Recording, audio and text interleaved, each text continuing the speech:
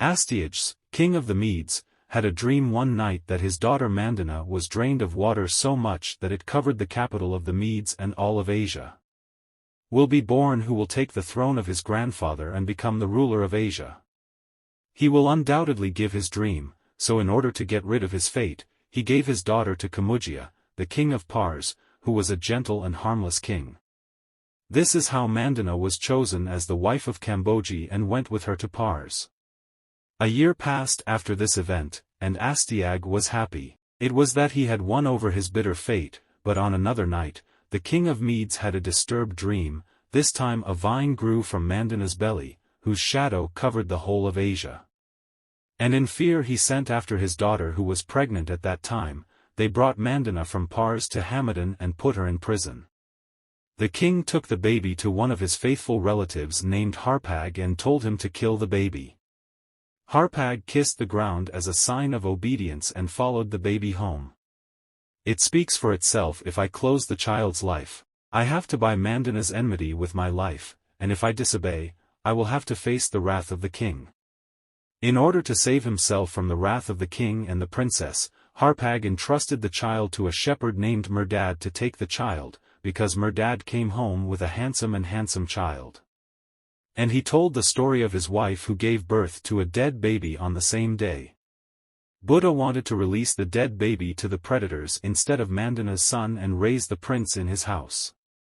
The shepherd accepted and gave the baby to the predators, and after 3 days, he sent someone to Harpak and sent a message to send someone to see the child's bones, and Shudara was relieved and ordered to bury what was left of the child. Thus, Cyrus was saved from death and grew up in the shepherd's house. When Cyrus was 10 years old, he was playing with his peers when he was elected king by the other children.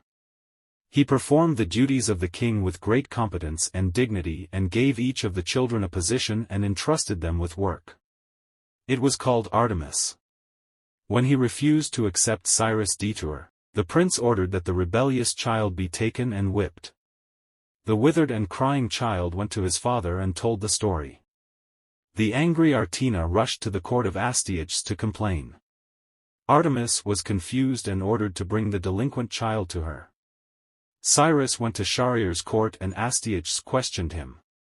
Cyrus, who had the heart of a lion, answered without a tremor in his body. They chose and obeyed all the commands except for her who stared and disobeyed. This was because she was punished. If what I did was wrong, I am ready to see my punishment. In the cinema of Cyrus, he saw the signs of his freedom and majesty. The king revealed many similarities between himself and his childhood, and this caused him to doubt his authenticity. By the order of Shahryar Merdad, he was arrested and brought to the court. The shepherd, who was about to die from the king's roar, told everything he knew and revealed the old secret. Castia, who had the seal of Cyrus in his heart, was pleased that his grandson was alive, but he could not bear Harpag's disobedience. Our vindictive king Kend killed Harpag's young child and ordered the cooks to prepare a stew of his flesh. Then he invited Harpag to a feast and fed 4 parks of the food prepared from the flesh of his child.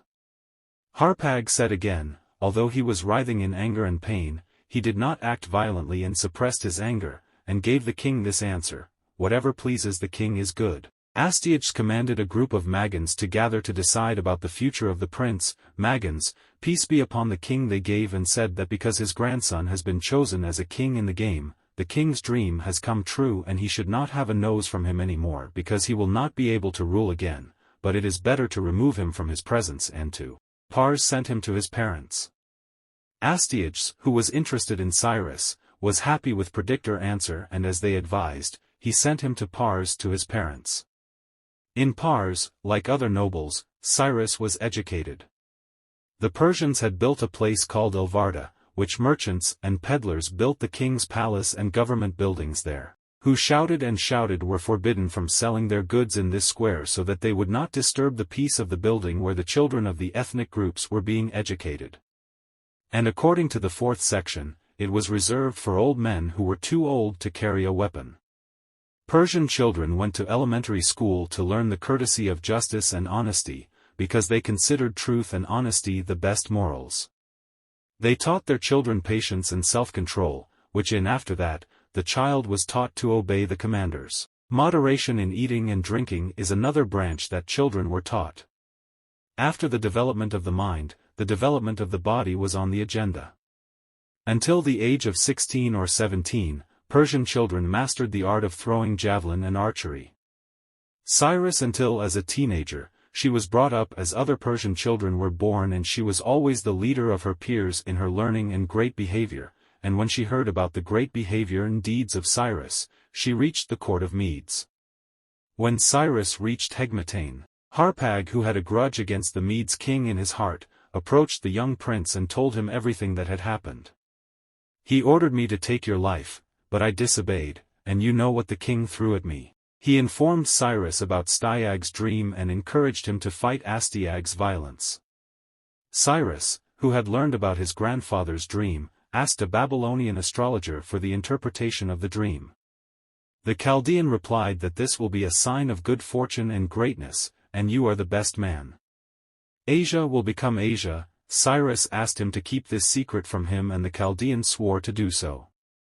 Cyrus spent his youth in his grandfather's court. He was fed up with the corruption of the court of Media and was looking for an opportunity to return to Persia to his father. Fortunately, the prince of the Medes and the Cadousians had been at war for several years. At that time the general of the Cadousians, who was called Anaphernus, was disappointed with the continuation of the war, and in order to reconcile with the Medabod, he sent a courier to Astyages and requested that a man make a firm alliance. He sent him to sign a treaty with him. Styag saw Cyrus suitable for this task. He called his grandson and gave him the necessary instructions, so he ordered him to return to Hegmetane after completing his mission in 40 days. Cyrus was hesitant and hesitated. He went to Chaldean, who was sleeping, and the Chaldean guide encouraged Cyrus to go on this journey, and he also accompanied Cyrus. When Cyrus reached the border of the Cadousians, he saw a man with the mark of a whip on his body. Chaldean asked Cyrus to the man asked who he was and which country he was from. The man replied that he was a Persian and his name was Hybrid. Cyrus was happy and took it as a good omen because hybrid in Persian means a good bringer. After that Cyrus went to Nesdanaphersus of Cadusi and made a pact with him. To Mad, the return of Harpak encouraged Cyrus to disobey Astyages. He had managed to gather a group of opponents of Astyages around him and promised Cyrus that in case of disobedience he and his allies would support him. He was fed up and responded positively to Harpak's pleas. With Harpak's help, he was able to secretly send one to his father in Persia.